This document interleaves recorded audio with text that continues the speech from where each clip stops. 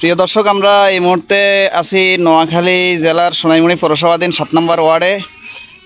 এখানে আমরা দুশিমপাড়া গ্রামে, এখানে আপনারা দেখতে পাচ্ছেন ইতিমধ্যে এই আজকে প্রায় 10-12 দিন হওয়ার পরেও বন্যার পানি কমছে না। আমরা কিছু বাড়ি পরিদর্শনে আসছি। এই মুহূর্তে দেখছেন এই যে একটা বাড়ি, আমরা একটু দেখানোর চেষ্টা করব, এই ঘরগুলো দেখানোর চেষ্টা করব। ঘরের ভিতর এখনও আজকে 4 সেপ্টেম্বর, ঘরের ভিতর এখনও মানুষ থাকার উপযোগী হয় নাই। ওনাদের বাড়িঘর ডুবে গেছে। উনি হলেন এই ঘরের ওনার ঘর। আপনি আপনাদের এখানে কতদিন ধরে এই পানি বলেন তো? 14-15 দিন আগে অনেক বেশি ছিল, এখন অল্প কমছে।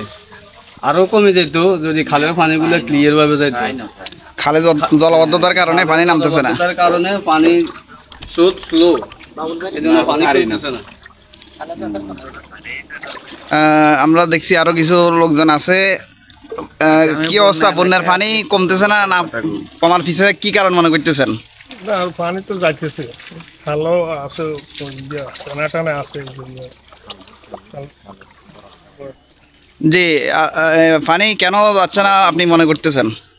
পানি যাচ্ছে না তার কারণ হচ্ছে যে আমাদের নোয়াখালী অঞ্চলটা, বিশেষ করে সোনাইমুড়ি অঞ্চলটা, বিভিন্ন যে খাল খনন ঠিক মতন হয় নাই।